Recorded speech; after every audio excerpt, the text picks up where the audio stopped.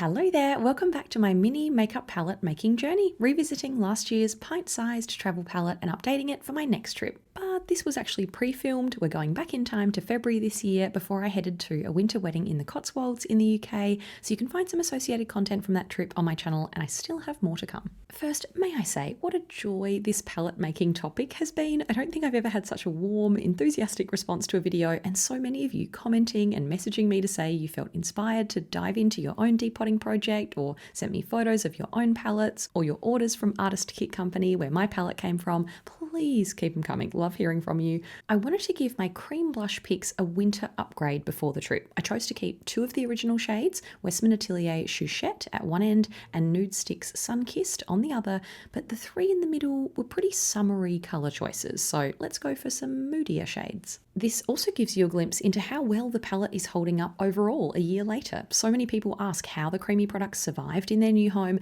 and the answer is they thrived. All of the complexion products in the top row, which I'll leave listed below for you, and the bottom blushes are still good as gold a year later. Couldn't be happier with this outcome. As a result, I've kept using this palette in my regular makeup bag sometimes, as a travel makeup bag addition for nights away or weekends or longer trips, and I've heard from some of you who've even made your own to keep in your desk drawer for touch-ups at work. Anyway, onto the refresh. I'm letting you inside my mind and my muted, wintry colour selection process here. I was thinking Westman Atelier Baby Cheeks in Garçon, a rosy, moody, mauvey berry I love, definitely fits the winter landscape and the vision I was going for, or Westman Atelier Mimi. This tawny beige could be a contender too, but is it too similar to Westman Atelier Chouchette, which is the natural peach on the left that I want to leave in there? I think so. So I can probably eliminate Mimi. So sorry. What about Victoria Beckham Beauty Cheeky Posh in Playground? An excellent tan brown / mid-tone terracotta nude. Probably too similar to Nude Stick Sunkissed on the far right. I've already got a blush / bronzer multitasker covered. Ooh, Make Beauty Lip and Cheek Stick in Bisou Bisou. If you remember this from my 2018 makeup favourites, I applaud you. Despite this being ancient, discontinued, and one of the best burnt sienna terracotta shades ever, I can't be too precious about it. It will eventually need to retire.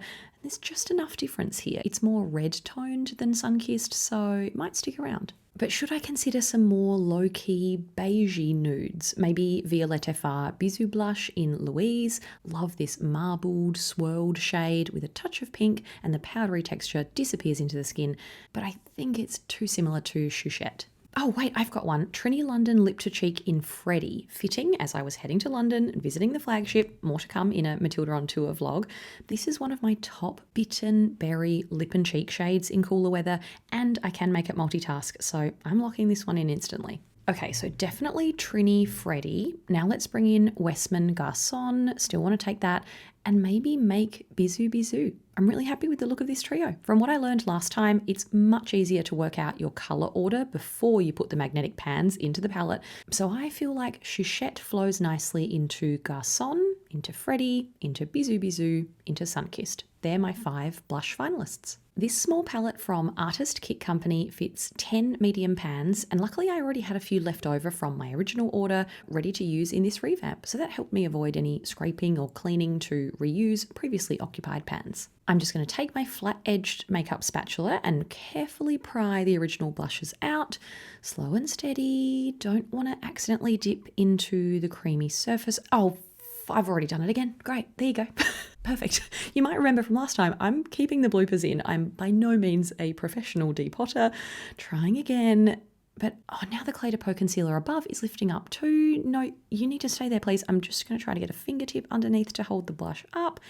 And that worked, thank goodness. Way more room to come in from the side this time. Should be much easier. So we're just going to lift it up anytime today. Oh, careful. Extremely graceful, but we got there in the end. Now I can hear you thinking, but what are you going to do with the 3 summer blushes? How will I store them, keep them clean?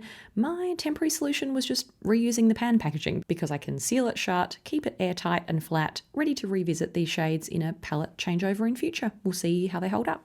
Okay, onto tools. We've got our empty pans. We need a flat plate to act as our palette, some paper towel, pre-ripped into small pieces, far more helpful for tiny pan tidy-ups, along with some Bioderma or makeup remover to clean any mess on the pans properly before they go into the palette, makeup spatulas or paint palette knives for the slicing and smushing and placing, the perfect little palette itself, and your shade choices. Ready to roll. The best bit begins. Make Beauty Bisou Bisou is up first. This stick is prehistoric at this point. The lid is broken. It felt like a good time to sacrifice a slice before it's completely past it, and I got a nice slice straight away. Maybe some muscle memory from last time, maybe just luck. Nice and soft, so I didn't have to do any warming. It smushed very easily into the pan, but soft can equal messy, so don't forget that paper towel and Bioderma to gently wipe the sides and underneath so it's clean before being placed in the palette.